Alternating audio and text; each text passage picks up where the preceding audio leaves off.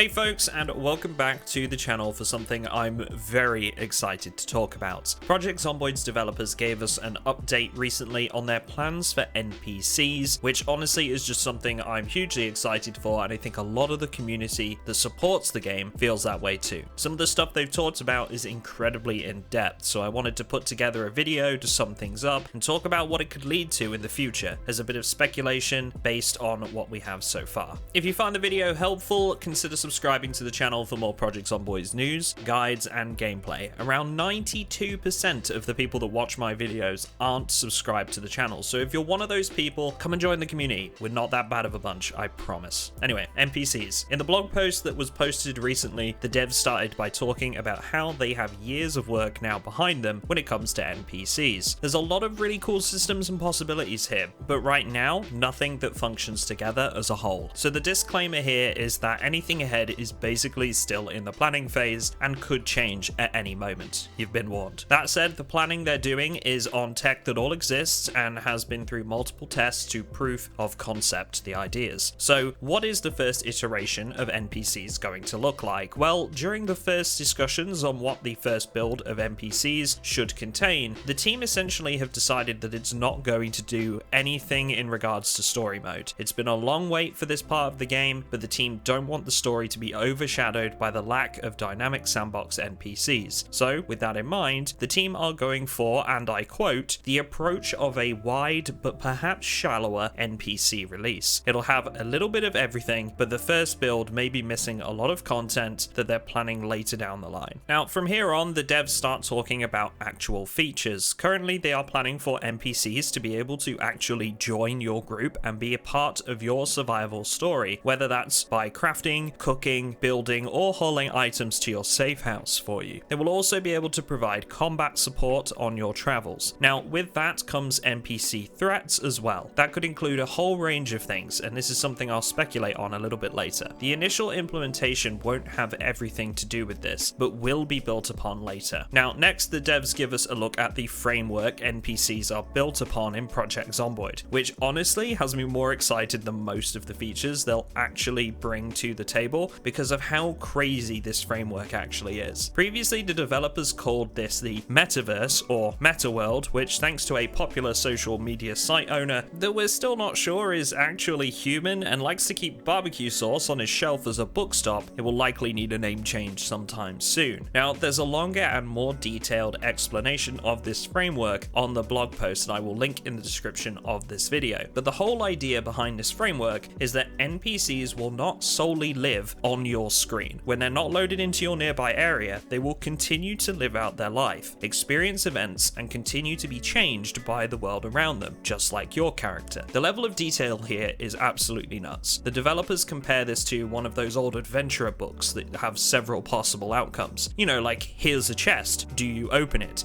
If yes, turn to page 52. It's that sort of thing. Every action they take has a potential to trigger a range of events, and in turn, they make different decisions and different outcomes for these events than any other person that might experience something similar. Every single NPC that you meet in the world has lived the apocalypse. Maybe they decide to leave their house with their spouse and then band together and form a group with local neighbors. You might meet them as part of this group, but later when you return to them, the NPC tells you that they watched their spouse being eaten alive whilst on a scavenging run due to the mistake of someone in that group. They then left the group and have been living alone ever since, being completely untrusting of outsiders. This is just an example that I've pulled out of my imagination, but the developers give a pretty similar sort of example in their blog post. The point is that these events occur off screen as part of this overarching framework and completely change the character, helping to give them more life and provide a different story with every character in every game. They'll recount these stories to you in different ways depending on the events and how they unfolded. I can't tell you how incredible I think the system is going to be. Story and overarching narratives like this around non-essential characters can be what gives life to a game. We form attachments to those characters, and that ultimately leads to the player being more involved with the game and more invested in the stories that unfold around them. Yeah,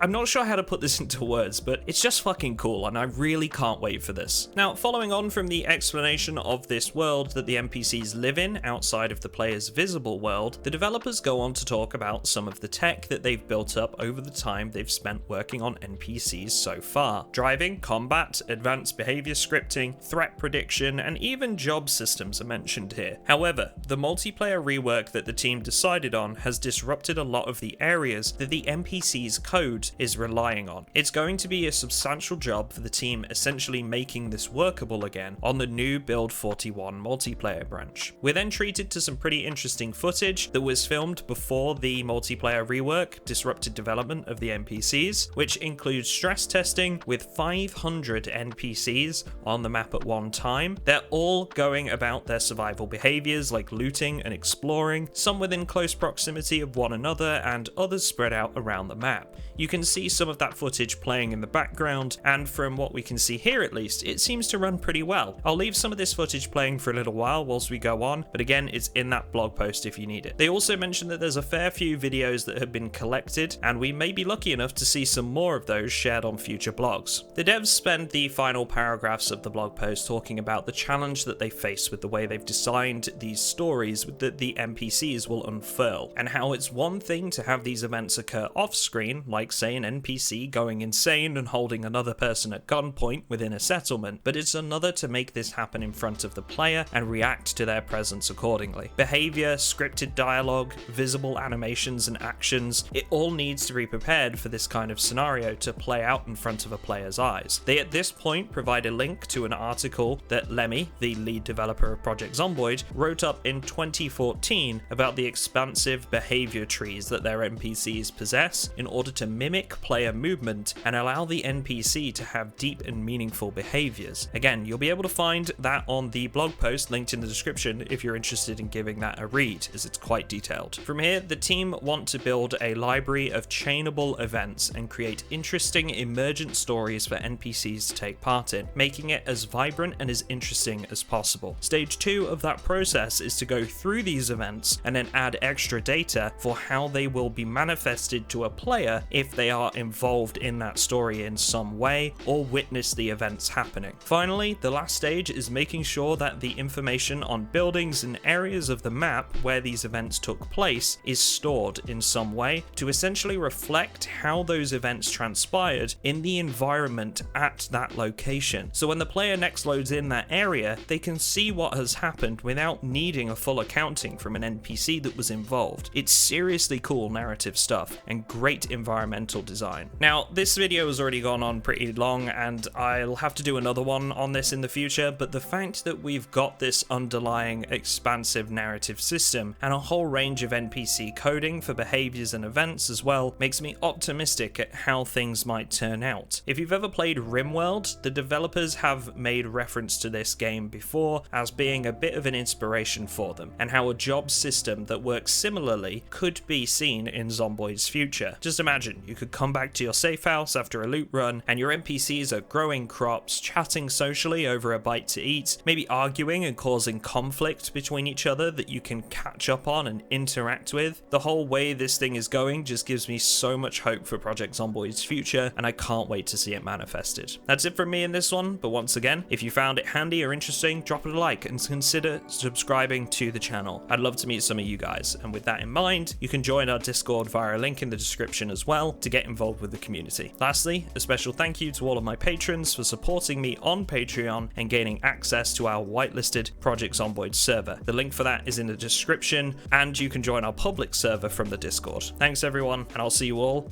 in the next one.